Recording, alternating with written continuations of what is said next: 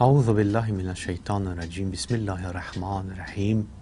Chers frères, chères sœurs, chers amis, assalamu alaikum wa rahmatullahi wa barakatuh. Aujourd'hui, c'est la seconde partie au sujet du mensonge et des dangers du kezb en islam. Nous, les Shia, ceux qui suivent les enseignements des saints imams, des Ahlul Bayt, de la famille du prophète Muhammad sallallahu alayhi wa sallam, nous sommes catégoriques. Le mensonge est un crime, c'est haram. Il n'y a pas d'exception au mensonge, que ce soit maslahati ou ghair maslahati, qui est une justification ou sans justification. Le mensonge, c'est un mensonge. Mais contrairement à peut-être d'autres sectes ou d'autres religions, il peut avoir certaines sectes qui demandent même de mentir et de permettre le mensonge. Mais nous sommes catégoriques. Allah a dit que c'est haram. Point final, c'est haram. Aujourd'hui, c'est pour vous expliquer un peu plus sur le mensonge et qui a créé, et qui, à cause de ce mensonge, il y a une fitna et un problème dans la religion d'Allah subhanahu wa ta'ala. Je vous donne un exemple. Lorsque nous voyons que on a demandé à Amir al-Mu'minin alayhi salam où se trouve le prophète. Amir al-Mu'minin n'a jamais menti. Lorsqu'il recherchait le prophète, c'était au moment où le prophète s'était caché chez l'imam Ali, et l'imam Ali l'avait confiné, il l'avait caché. Il n'a jamais menti. Alors il leur a dit, il est là, mais sans aucun mensonge. Les gens qui recherchaient le prophète étaient tellement étonnés de la sincérité d'Amir al-Mu'minin qu'ils n'ont même pas pris la peine de trouver le prophète, malgré qu'il a été véridique. Donc ce que ça veut dire, c'est que lorsque nous appliquons par l'intention de faire et de satisfaire Allah subhanahu wa ta'ala, nous voyons que le mensonge est une chose qu'Allah nous humilie. Mais quelqu'un qui est véridique, Allah va nous aider à pouvoir contrecarrer cette humiliation et nous protéger. Même si c'est quelque chose qui est contre nos intérêts. Mais comme malheureusement beaucoup de prophètes qui ont épousé certaines épouses qui étaient très difficiles à vivre avec, comme le prophète Noé, Noha, alayhi salam, ou Lut, qui avaient des épouses assez difficiles et qui ont torturé et fait beaucoup de mal pour les croyants et les pratiquants. Et le prophète Muhammad sallallahu alayhi wa sallam, malheureusement, il n'est pas immunisé des problèmes que les prophètes avaient avec leurs épouses.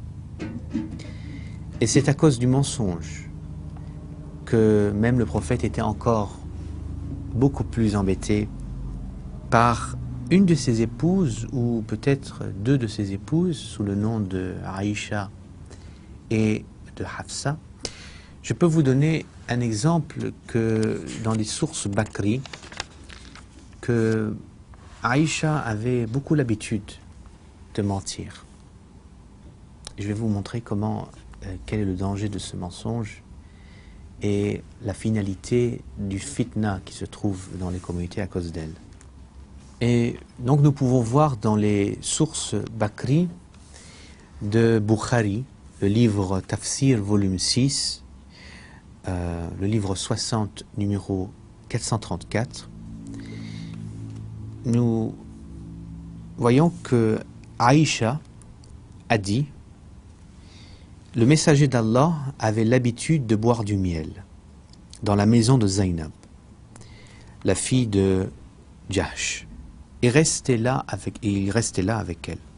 Alors Hafsa et moi, c'est Aïcha qui parle, avons en cachette accepté de lui mentir si il viendrait chez l'une de nous et on dirait que vous avez mangé du marafir, qui est une sorte de résine malodorante, car vous sentez le marafir.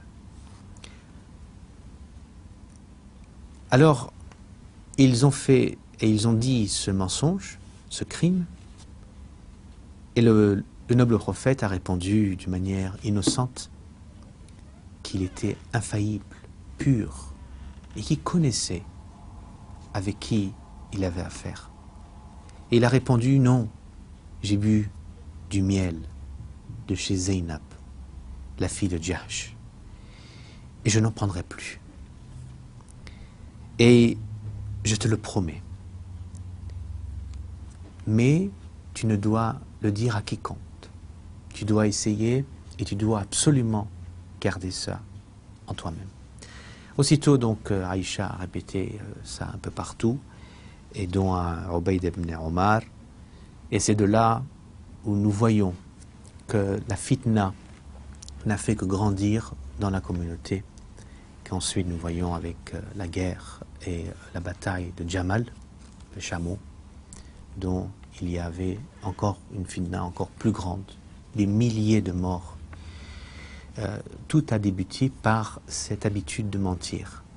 Et une personne menteuse, c'est connu, c'est une personne qui est menteur ou menteuse d'habitude et qui ne peut s'empêcher de mentir, même pour des choses qui n'a pas besoin de mentir. C'est comme l'alcool, c'est comme toutes choses qui sont addictives, la drogue, d'autres maladies qu'on peut développer.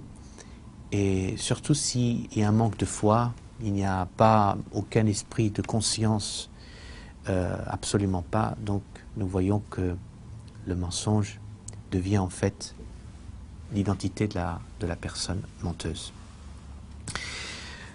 Donc on peut voir que quelqu'un qui ment une fois, donc ça c'est dans les sources Makri, nous voyons encore une autre source, que Aïcha avait affirmé devant tout le monde que les parents du noble prophète étaient morts dans le kufr et dans la mécréance. Astaghfirullah. Ce sont des petits hadiths que nous voyons qui sont très graves.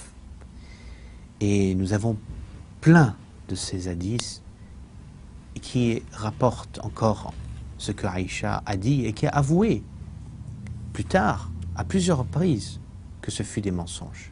Mais ce fut des mensonges justifiés. Que nous savons que le comportement du noble prophète était un comportement qui ne se permettait absolument pas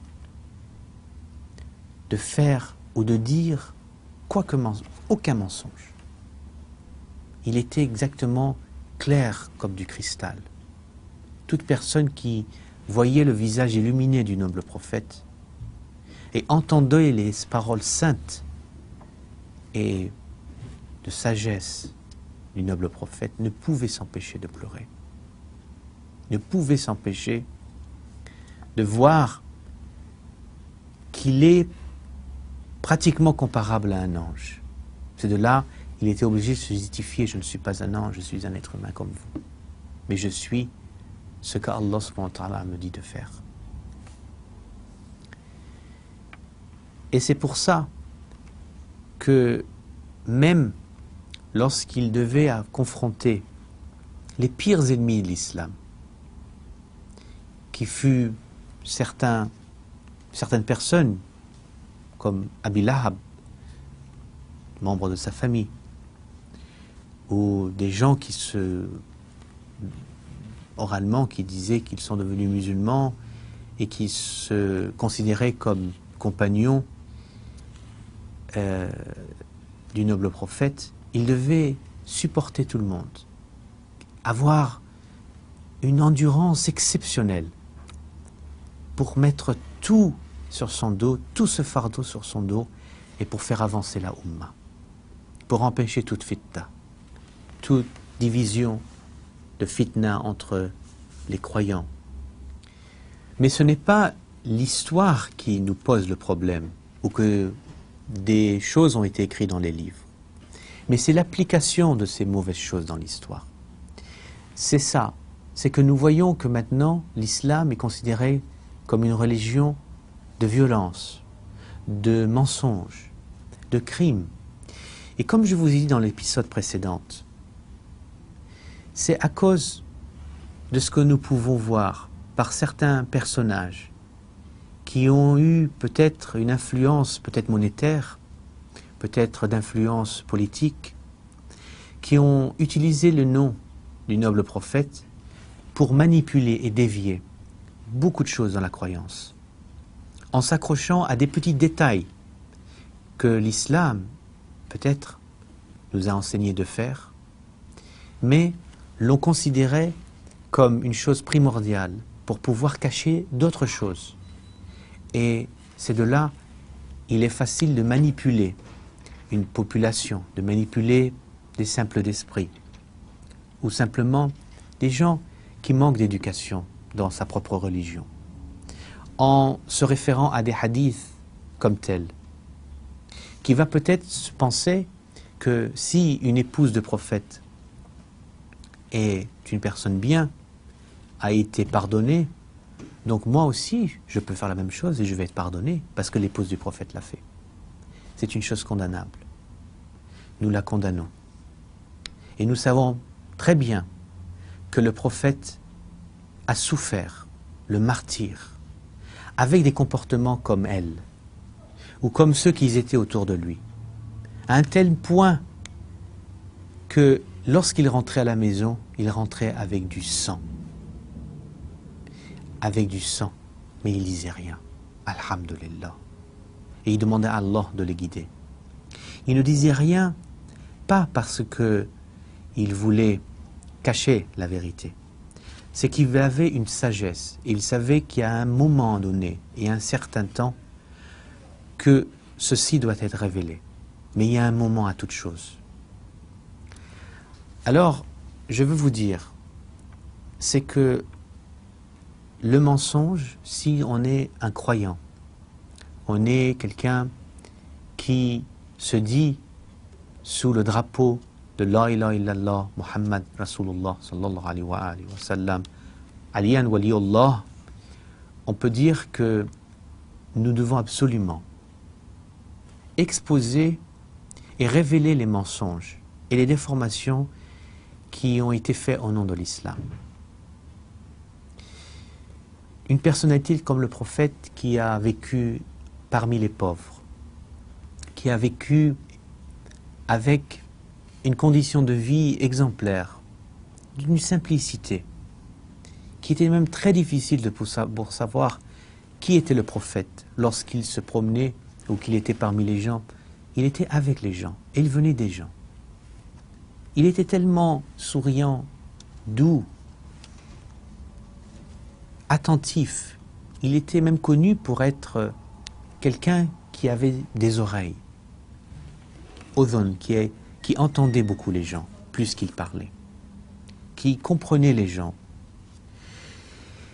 Et surtout, à la maison, il faisait toutes les tâches ménagères. Il cousait ses propres vêtements. Il essayait le plus possible d'aider du fond de son cœur, même si c'était ou ce fut ses propres ennemis. Il ne parlait jamais avec violence ou avec haine. Les gens qui ont et qui pensent que l'islam est une religion de haine, c'est que peut-être ils confondent les comportements du noble prophète avec, avec certains de ses compagnons ou des gens qui sont munafiqin, qui ont utilisé la couleur de l'islam, que ce fut à l'époque du noble prophète ou même après, en ayant une agressivité, un nationalisme, une politique dont le prophète n'a jamais enseigné ni approuvé. Et d'ailleurs, il s'est fait tuer par ce genre de personnes qui ont utilisé l'islam pour leur propre fin, pour la fin de leur propre famille, de leurs parents. L'imam Hassan alayhi salam de même, l'imam Hussein alayhi salam de même, jusqu'à l'imam Hassan al-Askari alayhi salam, qui a vécu toute sa vie en prison, de même. Par les mains de qui? Par les mains des Nasrani, par les mains des Yahoud, ou des Zaradosht, ou des Majus, par les mains de ceux qui se disent musulmans, mais qui en fait sont des munafiq.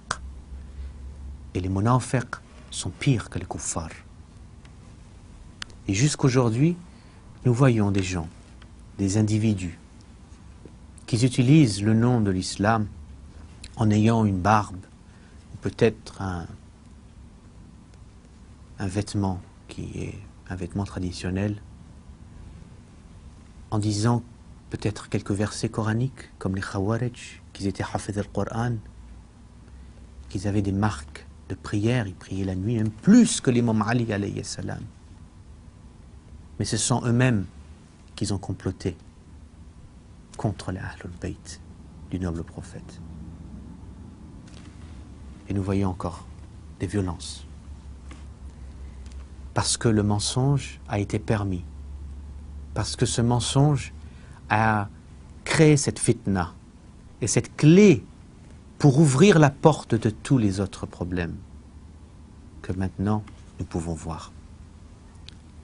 Et c'est les chiites, les amoureux du noble prophète Muhammad sallallahu alayhi wa sallam, les amoureux d'Amir al-Mu'minin de l'imam Ali alayhi salam, qui font tout ce qu'ils peuvent pour suivre la parole sainte du noble prophète. Et ce sont les chiites qui sont comme le prophète, comme l'imam Ali alayhi salam, comme l'imam Hassan et l'imam Hussein et tous les autres imams saints, opprimés par les munafiqin, par les zanadiq, par les khawarij de notre époque, en manipulant et en déformant les mots de l'islam pour leur propre bien ou leurs propres intérêts. En plus, leur intérêt est tellement petit que ce sont des intérêts de peut-être de quelques centimes ou de quelques euros ou pounds ou dollars. Mais Yom el-Qiyamah, la récompense de ceux qui ont fait le bien, ceux qui ont enduré, ceux qui ont gardé la foi en Allah subhanahu wa ta'ala malgré les tortures, malgré le mal qu'on a pu subir au nom de la religion. Ce sont ces gens-là qui vont être récompensés. Ce sont ces gens-là que le prophète en personne viendra accueillir, Inch'Allah fi Jannah.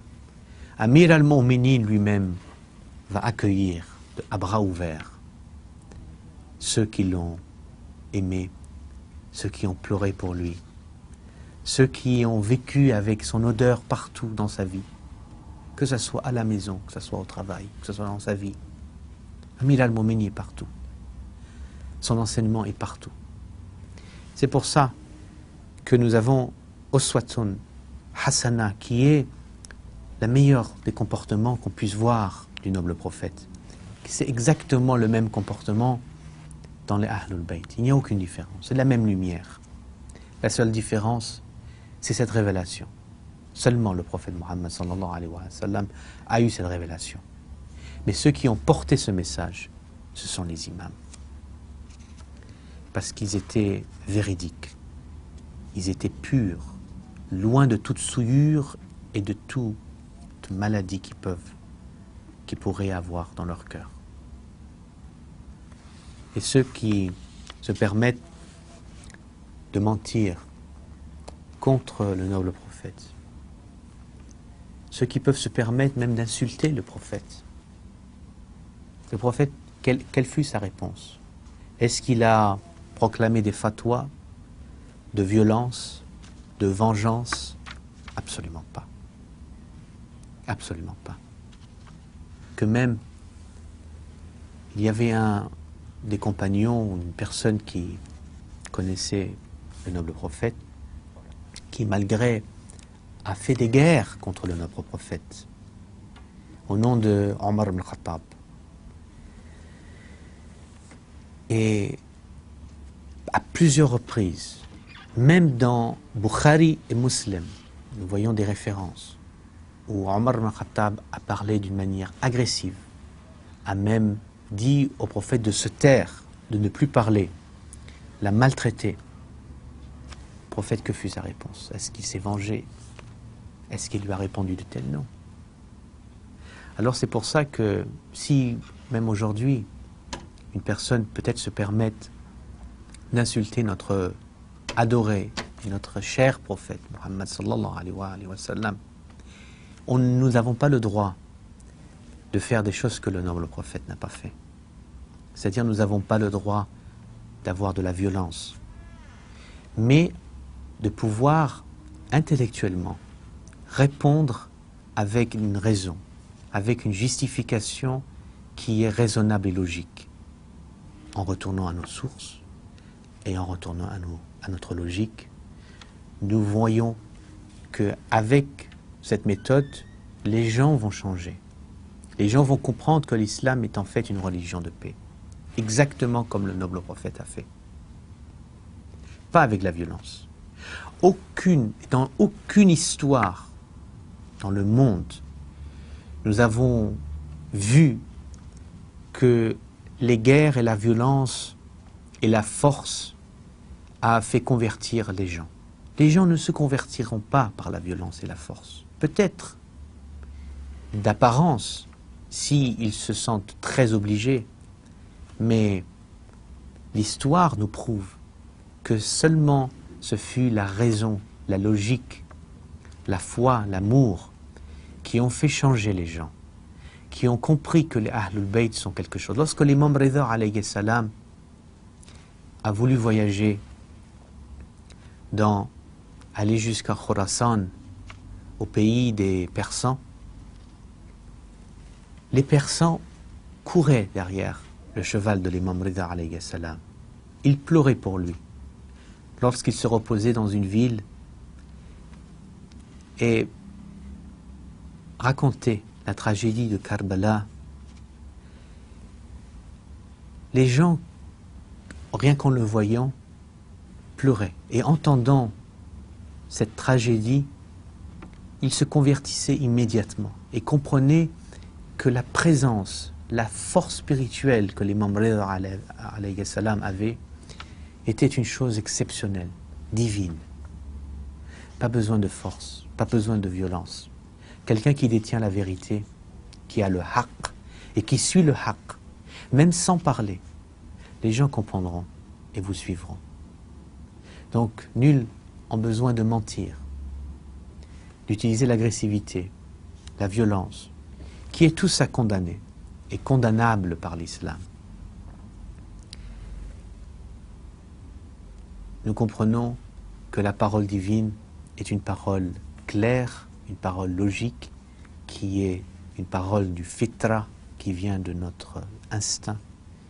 Et c'est pour ça qu'une personne véridique, c'est une personne intègre, respectée, et sera respectée dans la société, et pourra développer des traits d'un mu'min, Inch'Allah, et qui sera un mu'min, et qui pourra être utile pour lui-même, pour sa famille, et pour la société. Sur ce, j'espère que cet épisode vous a été bénéfique. Inch'Allah, nous prions Allah de pouvoir nous purifier de tous les maux que nous puissions avoir dans nous-mêmes, en particulier le mensonge. Parce que, je vous le répète encore, le mensonge est très grave, c'est un crime. Que même avec des petits détails que nous pouvons faire durant la journée, et des petits mensonges, ceci va s'accumuler. Et un jour, nous allons nous rendre compte que ce sont ces petits détails qui ont fait de nous quelque chose que nous avons complètement changé, et changé beaucoup de choses aux gens qui nous entourent. Et ça peut être très grave. Alors, Inch'Allah, nous allons tous retourner aux sources, au Coran, au Nahj al-Balagha, aux sources de nos saints imams, et de demander à Allah pour la réapparition de l'imam al-Mahdi, Ajal al-Faraj al-Sharif, qu'Inch'Allah il va réapparaître et instaurer cette paix globale, cet amour global sur terre, et beaucoup vont comprendre que l'islam du prophète Mohammed sallallahu alayhi wa sallam était en fait exactement ce que les Ahlul Bayt nous ont dit. C'était un islam qui demande à l'humanité le bien-être, la tranquillité et la sincérité. Sur ce, je vous souhaite le meilleur. Je vous demande de ne pas oublier les plus démunis, surtout ceux qui sont orphelins, malades ou en dernière phase de cancer. Nous avons besoin de prier pour eux dans chaque de nos prières, d'essayer d'aider les causes des malades sans forcément baser nos vues sur une croyance ou une foi particulière. Mais en effet, beaucoup des Shiras dans le monde ont beaucoup de problèmes. Et c'est ces prières qui sont très utiles pour, Inch'Allah, un peu aider, demander à Allah sa clémence, qu'elle soit descendue dans le cœur de chacun, dans le foyer de chacun, Inch'Allah. Sur ce, je vous souhaite le meilleur. Assalamu alaikum wa rahmatullahi wa barakatuh.